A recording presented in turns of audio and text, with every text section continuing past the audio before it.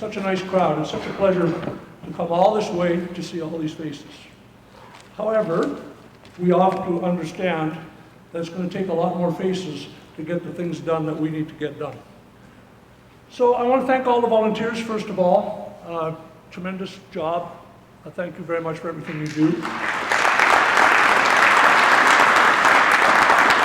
There's sign-up sheets at the table in the back, food and drinks over there, and merchandise over in the corner. All the support that you can give us, we would appreciate. We'll get to my first slide. The time is always right to do the right thing. I find it's very hard. A lot of people are finding it very hard to do the right thing. People want to look at what they want to see and they want to see what's actually happening. And right now, I think it's very key that we see what's actually happening. We want what Quebec has. Quebec has all manner of good things that we don't have. Dennis went over them. And why do you think Quebec has those things? Because they threatened to leave. That was their leverage. They're still here, but they threatened to leave. If Canada decides to give us the same deal as Quebec, I think the conversation's over for a long time. Really, I do. However, there are other steps. There are other steps that we need to take. We need to hear what everybody has to offer, and we're going to do that. We're at a crossroads politically in Canada. We can either go to the left or the right, literally. We have to decide right now how the rest of our future is going to look. And I think that, really, historically speaking, this may be the most important election in the history of the country. We have somebody running for the Prime Minister that is hierarchy WEF, and nobody's hiding it. 2 years ago, we couldn't have said that. That's what's going on. And I have to say this, I've been saying this since way back in the TVA days, and it is never going to change. No one is going to rescue us. No politician is going to rescue us. Pierre Poilievre is not going to rescue us. Pierre Poilievre cannot stop transfer payments, will not stop transfer payments. He has to stay Prime Minister. This is the only election where we can actually win both ways. I believe if Carney gets in, I really believe, honest to God, back involved with the history that I've had with politics, and we were key in banning tabulators because we thought they cheated back then, and I have the report in my desk right beside my bed to prove that they did, so don't believe for 1 second that the fixes have been on this federal election. Why would you bring that? Why would I bring that up? Because it's very relative. Pardon me? I do have the proof. Why did you bring it? I will bring it. I'll share it with you. I'll put it on WF on our website with Alberta Prosperity. Well, the Premier just passed a rule in Alberta that we're no longer going to have tabulators. Okay? So that's a provincial law. And that's a direct result of the work that we did.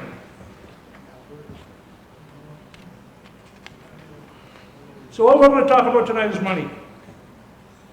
This is what this talk is all about. Your money.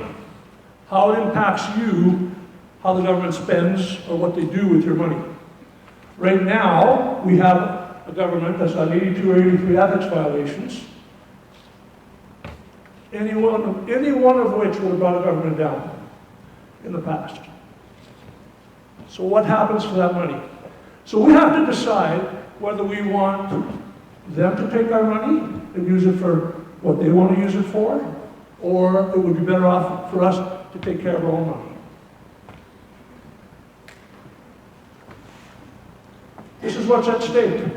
What's at stake here is the richest real estate in the world. Understand that. There's not a place on earth richer than Alberta. We have everything. The third largest oil reserve in the world, 1.7 trillion barrels of oil, unlimited natural gas, clean water, agriculture, minerals, all that stuff, and we're $100 billion of debt. How does that work? How it works is very simple. We're a colony. They take the money, they siphon it out of the province, and they do other things with it. Let's get to the pension plan, we'll get to the numbers, we'll redo the numbers for a little bit so we understand that. So Dennis Wood, he said we spent We've done $9 billion, we sent $9 billion to the federal government, our seniors take 6. We have a $3 billion overage. Let's look at this as like a business plan. Say for example, I'm a business, so I have a business that I get into a buying group, and that buying group does buying for me and makes me a better store. So that's the idea of the federal government. The federal government is to make Canada a better place for each province. That's the idea going in, and that continues to be the idea. So if the deal does not work for my store, I have an option. I can either stay or I don't have to stay. As far as the pension plan is concerned, we pay in $3 billion more a year than we give our seniors. So what happens is that $3 billion actually goes into a fund for us. That fund is for Alberta. That was the deal in the CPP, the original plan. Ontario decided that they were the big player and they did not want to overcontribute, so they put it in the rules that they could take their money, their overcontribution, plus interest, and leave Canada Pension Plan anytime they chose. That's the deal. So that overage, those overcontributions for Alberta, now the number according to LifeWorks report, which is commissioned by the UCP government, says that the federal government owes us $335 billion based on those facts. Now there's controversy over the number, but the number is the formula is very simple. The reason they haven't given us the number is because the number is legit. Bill Morneau, finance minister, is LifeWorks. He totally understands the consequence of that number. He totally understands what it means. If you come out with that number, it's an absolute slam dunk, no-brainer for Alberta to get its own pension. There's 60 years of security there if we don't collect another penny or get another penny's interest based on that number. That number is also 2 years old. So just understand this. Just understand this. That number is 2 years old, so they owe us interest on 335 plus 3 plus 3. That number is probably around 360 or 370 billion. Now the Premier initiated this. The Premier came out and said, this is an absolute no-brainer. Right? She said that in public. She spent $6.7 million advertising this and went nowhere and decided all of a sudden to stop dead cold in her tracks. I have a theory. I don't think the federal government would have been very happy with that. The other theory that I have is that they wouldn't have made it as hard as they have for us to do it if they actually wanted us to do it. So what we have to do is we have to get 300,000 pledges and then collect the signatures in 90 days. And that's a lot of work. It's almost impossible to do. So what we need you to do as a group is if you believe that 300,000 signatures is achievable, which I do, because right now we have 75,000. So we're at 1. If everybody gets 1, we're at 150. Everybody gets 1 more, we're at 300,000. And then everybody gets 1 more, we're at 600,000, which will give us the numbers to do a referendum for sovereignty. So that's how much work we've done, and that's how close we are. Never before in my lifetime has there been an appetite to look into a sovereign Alberta. Now the Premier, when I first met her, she came to Bonneville to do a talk. I was actually supporting Brian Jean. She brought up a sovereign Alberta. At that time, based on where I live, based on what my people do, I thought that that was a great idea. Because what we had was a federal government running out of control and sabotaging everything we do, which I'll get to. So the thing of it is the pathway is very difficult. But you have to sign, and every single person in this room has low-hanging fruit. Low-hanging fruit are brothers, sisters, aunts, uncles, all those people that could sign and get us over the top. The other thing that we need is you have to stay involved. We can't just expect you to do this one thing and then go away until we've actually achieved what we need to achieve. And it's going to be a lot more than just getting a pension here. Now, why don't they want us to have a pension? Because it's clear they don't. Because it would give us more independence. Quebec has their own pension, they run their own pension. They don't want us to be independent. That's very clear by the way they act. This is what happens. This lady is a very famous picture. This lady is a lady that lived in the country for 10 or 12 years before she got to this point. She refused to acknowledge what was happening before her very eyes. She saw the Nazis persecute the Jews starting in 1932. In 1942, 10 years later, she's in a bunker here in Poland, and she got pulled out of that bunker, and that little guy probably wouldn't have made it through the next day. The thing is that even if we don't want to see it, the truth doesn't change. If we're in an awful situation, we have to acknowledge it. That's the point of this video, this song. You have to look at what's actually happening around you, acknowledge it to be true, even if it's inconvenient. Even if it doesn't make you feel very good, even if it scares you, that's the point of it. What they're doing is actually trying to scare you. How dare you compare the position of the average Albertan to Jews in Poland, amen?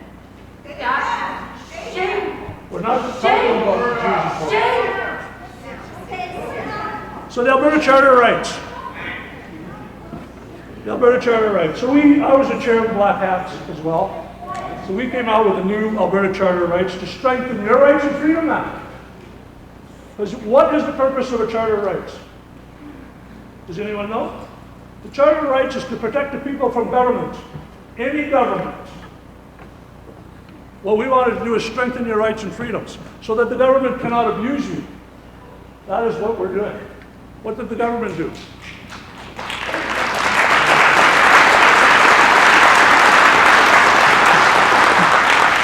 We took that to the floor of the AGM. We got 95% of the members to vote for it. And then the bureaucrats got a hold of it. And every lawyer that's in our group that I've discussed this with says we ended up with less rights than we did going in. What's the point of that? More government control.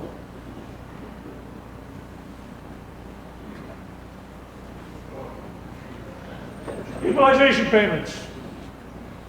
Alberta makes $16 billion a year worth of equalization payments to the rest of the country. Quebec collects it, we collect none. Opportunity costs. We talked about opportunity costs just a second ago. If we gave them $750 billion since 1980, what does that represent today? How big a number would that be? It would be in the trillions, in the many trillions. Remember, we're $100 billion in debt.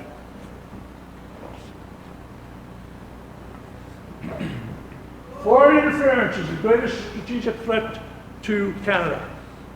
Parliament was probed. What were the two things that they probed Parliament on that they didn't want to answer the questions to? Foreign interference and $400 million missing in a slush fund.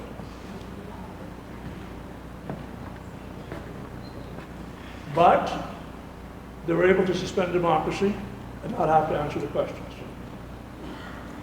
Is that real? Did that happen? Are we going to acknowledge that that happened? Or are we going to pretend that that didn't happen? And that it continues to happen?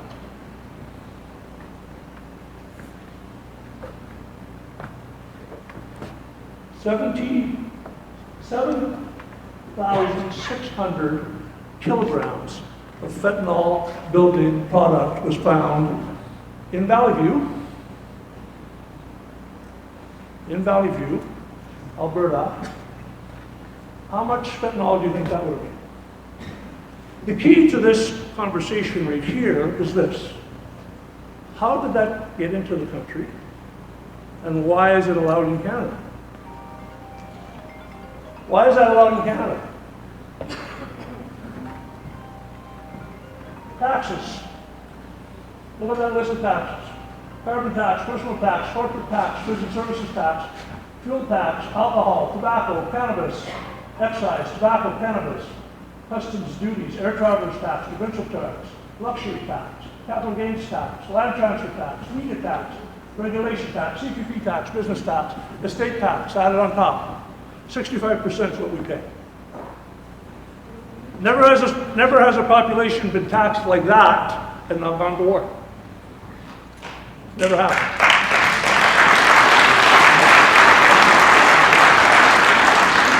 Trump is going to bring a tariff on us to 25%, but we're already paying 60%. And when I went to the grocery store, what are we fighting back with? Well, we're putting higher costs on our food. We're fighting back with the tariff on the food coming into Canada. How does that make sense? Why do they want to do this to us? Because they want us to be poorer. Whether that's inconvenient or not, that's actually the case. What are taxes doing? And they suspended the carbon tax like it never existed. Obviously, they didn't need it. Seems to me that we have to come to grips with the fact that we have to control our taxation, because if the goal is to break Canadians and Albertans, that's the path. What's the other path? Higher mortgage rates. Those are coming. 1% increase in a mortgage rate on a $600,000 house is $500 a month extra. So they're talking about a 1.25% increase in mortgage rates here, coming up really soon. Bill C-293, what's that about? Do you know, I'm from a farming community, so I know, do you know that if there's another emergency, the federal government will be able to come to your farm and seize your land and your livestock to stop the pandemic, whatever that pandemic is? Does that make sense to anyone in the room? No. Who is going to manage that herd? The government. Farmers are experts at what they do. I know these people. These people measure every ounce of fertilizer. They do every single thing to be as efficient as they can. If someone else took over that farm, they couldn't run it. Wouldn't work. So what's the point of this? Again, this is actually still going through Parliament here. I brought this up at the AGM. The agriculture minister said they do not understand what they're doing. I disagree. They totally understand what they're doing. They totally understand what they're doing.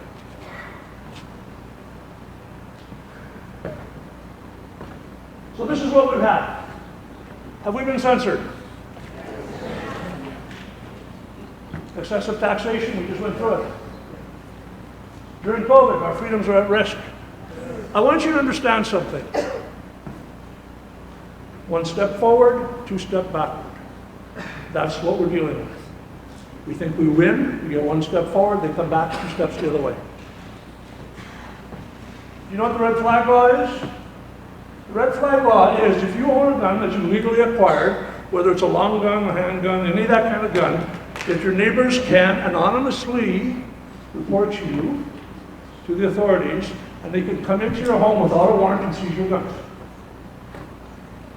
Broadcasting Act, Online News Act, you know what that's all about. Here's the rest of it. Demand for oil is going up globally, except here.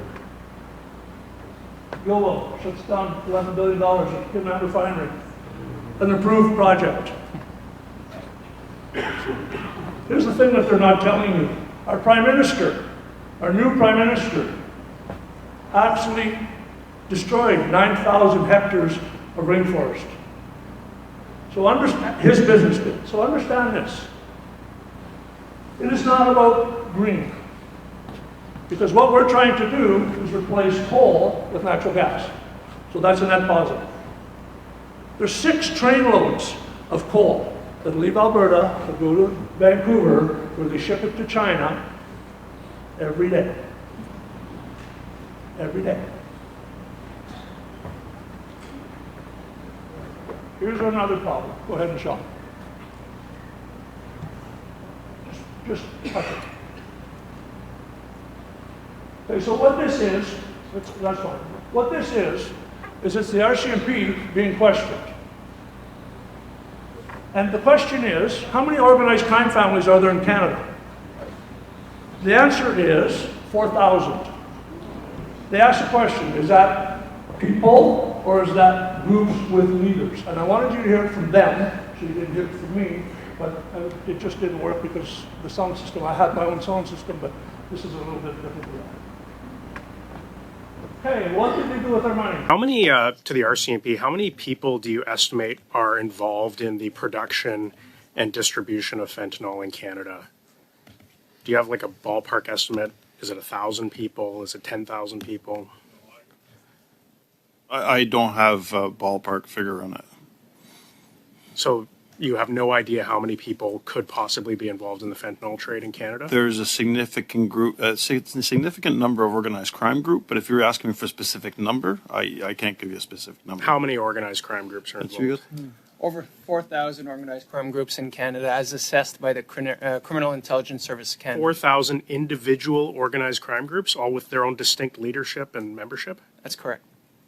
Today, when Canadians are having a hard time feeding themselves, a lot of them are out of work. We have all these people running around in the street that can't make ends meet.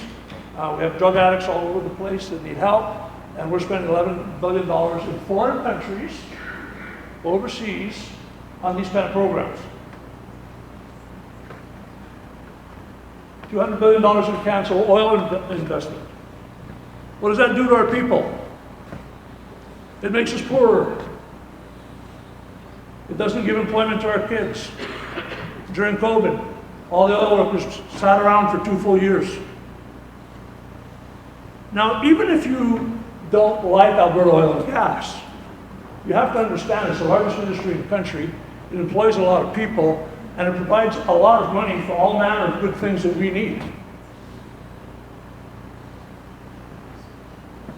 Immigration, Dr. Moody dealt with this.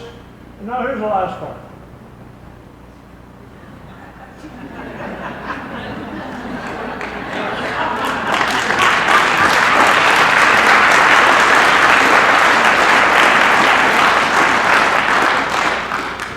How far away from the truth is that? All political power comes from the barrel of a gun. The Communist Party must command all the guns.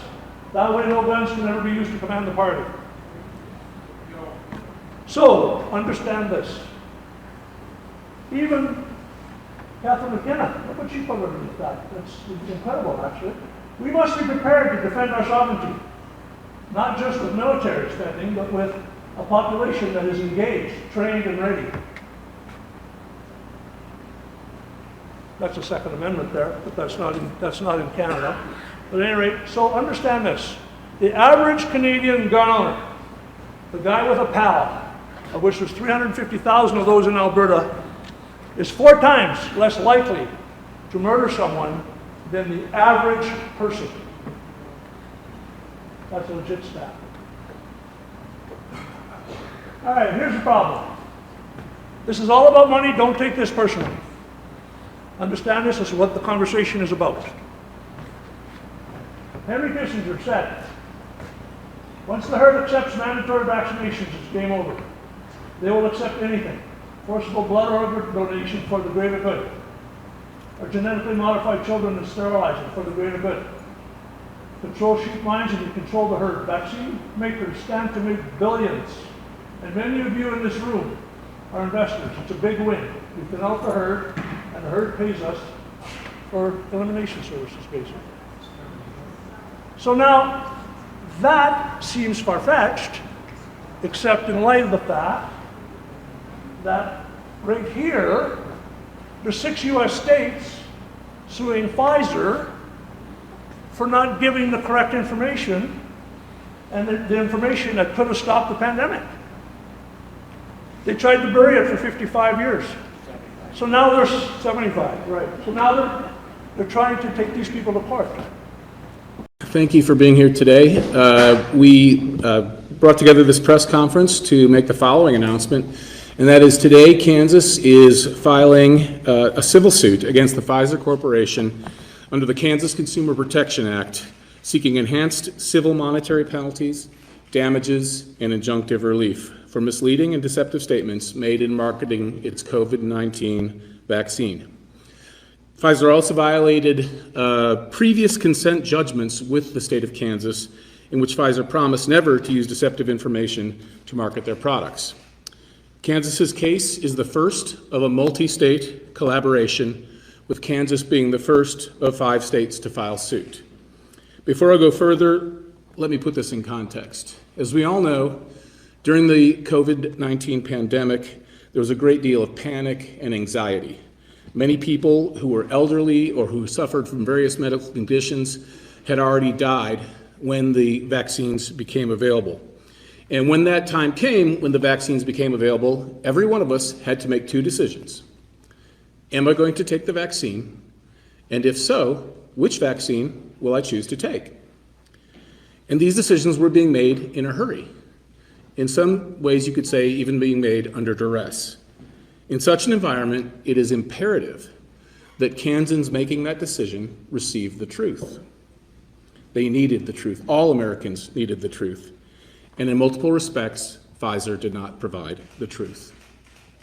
Much of the information in this lawsuit came out as a result of a FOIA lawsuit seeking information from Pfizer that still had not been made public. And it was only a result of that effort that some of the information in this lawsuit is available.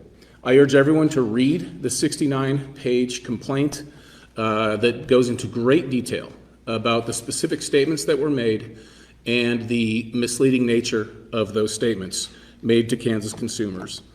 The following is a quick summary of, I think, some of the 4 most egregious examples of misleading the public in Kansas.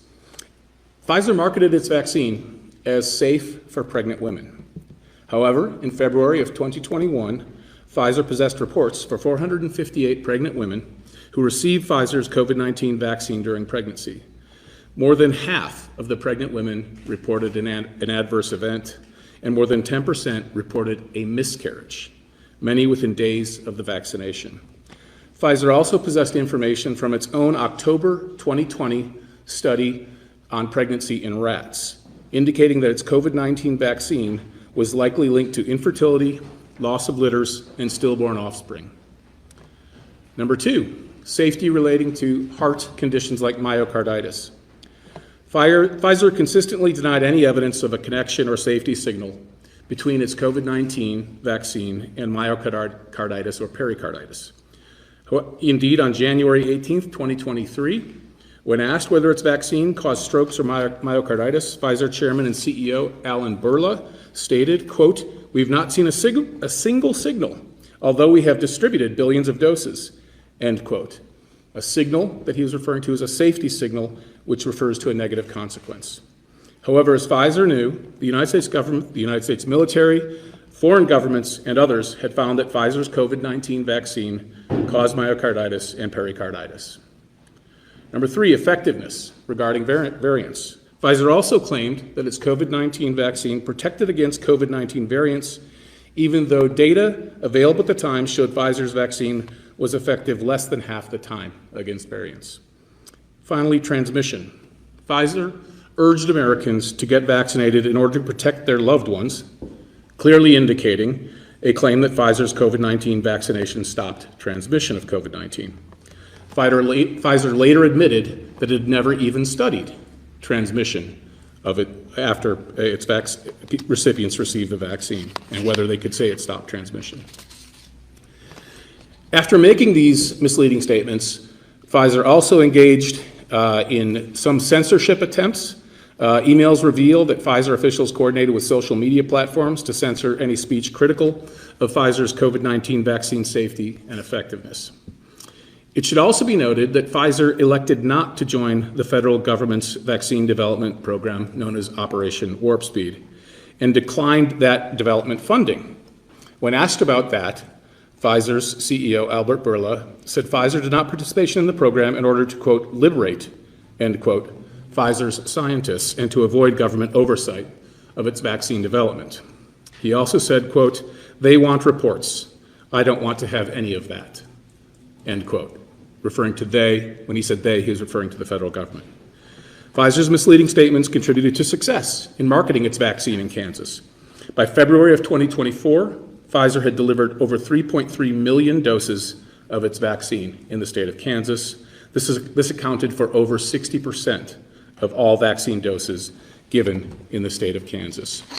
This suit is being filed today, and as I mentioned before, it is part of a multi-state effort in which more suits may follow depending on Pfizer's reaction. But this is about marketing products to the public. As I think most people know, the federal government conferred immunity on the vaccine manufacturers for tort suits seeking damages from injuries they received, but that did not free any of the vaccine manufacturers from their obligation to not mislead the public or make deceptive statements in marketing it.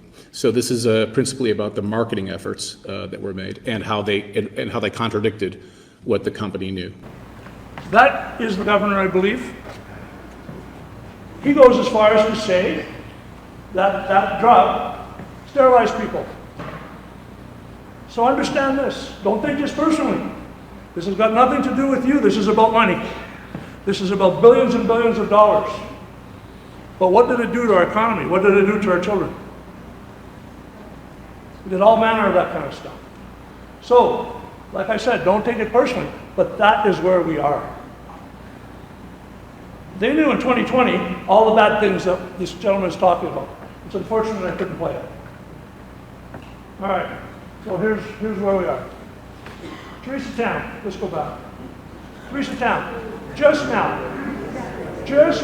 now, like within the last 3 months, I saw an article on her that she got caught involved in a group of people that were actually giving vaccines to Inuit babies without parental consent. I want to ask you a question. Don't be hurt. How is that not a crime?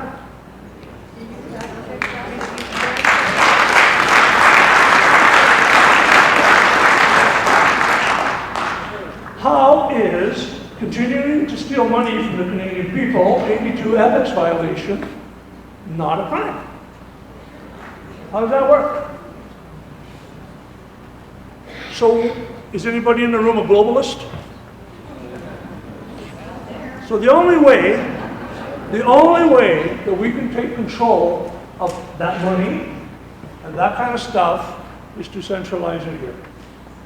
We can talk to our MLAs, we see our MLAs all the time. Those people, whoever their definition is, you can define it any way you like, but there is a definition for it. If I call it the deep state, if I call it the bureaucrats, if I call it whatever you want to call it, it is a legitimate group of people that actually spend all their time trying to figure out how to continue to steal your money. And it has to stop. And we have to stop accepting it.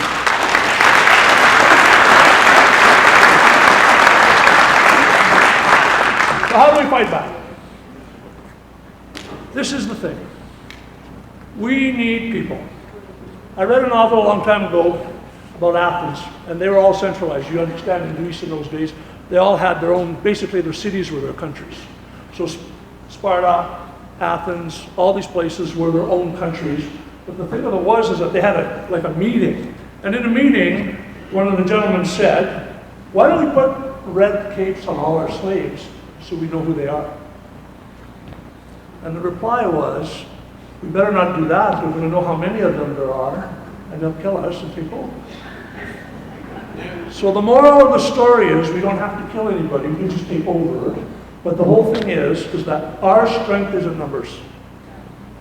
The only way that we're going to move forward through this is if we get together and band and do the things that we need to do to make this move forward. The first step would be to bring $335 billion home to Alberta.